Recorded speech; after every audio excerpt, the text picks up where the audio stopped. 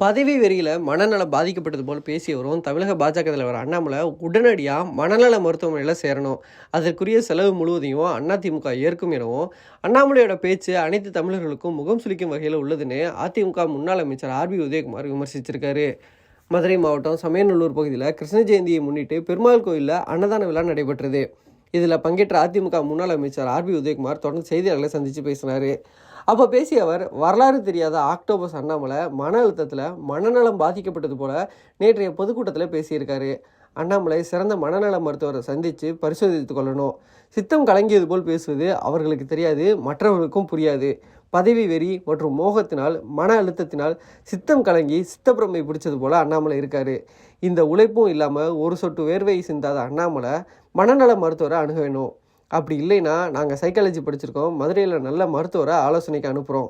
கர்நாடகாவில் சேவை செஞ்சுட்டு தமிழினத்தை கேவலமாக பேசி இன்று பாஜகவில் நியமன பதவி வாங்கி கொண்டு வாய்ச்சவடால் பேசும் அண்ணாமலை உறக்க பேசினா ஒன்றுமே ஆகிடாது. அண்ணாமலை கழுதியாக கத்தினாலும் தமிழக மக்கள் உங்களை ஏற்றுக்கொள்ள மாட்டாங்க. உயர பறந்தாலும் ஊர்க்குருவி பருந்தாகாது. ஆக்டோபஸ் அண்ணாமலை ஒரு கவுன்சிலர் பதவியில் நின்று வெற்றி பெற முடியல. அழிப்பேன் ஒழிப்பேன்ற அரசியல் பேச்சு இதுவரை நாங்கள் பார்த்ததில்லை, கேட்டதில்லை. கடல் வெற்றி கருவாடு திங்கலாம் என்ற காத்திருக்கும் கொக்கு கடைசியில் குடல் வெற்றி செத்து போனது போல் அண்ணாமலை கனவும் பொய்த்து போகும். அண்ணாமலையின் பேச்சு தமிழகம் மட்டுமல்ல, உலகத்தில் உள்ள அத்தனை தமிழர்களையும் முகம் சுளிக்க வச்சிருக்கு.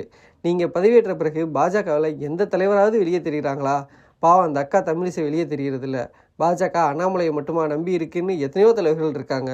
எத்தனையோ தலைவர்களை பின்னுக்கு தள்ளி இன்றைக்கு பாஜகவை உருவாக்கியவர் இவர் அப்பா என்பது போலவும் அதை வழிநடத்துவர் இவர் தான் என்பது போலவும் கட்டமைச்சு வர்றாரு. அதிமுக கட்சியை டெண்டர் கட்சின்னு சொல்கிறீங்க, ஆனால் உங்கள் கட்சி தான் டெண்டர் கட்சி. உங்கள் கட்சியில் தான் மோசடி, கட்ட பஞ்சாயத்து, கொள்ளை பின்புலத்தில் உள்ளவங்க அடக்கத்தில் இருக்காங்க. ஒரு பைசா லஞ்சம் வாங்காத அண்ணாமலை தமிழகத்திற்கு என்ன பெற்று தந்திருக்கிறேன் என்று குறிப்பிடுங்க. நாங்கள் அரசியல் வாக்கியை விட்டு விலகிறோம்.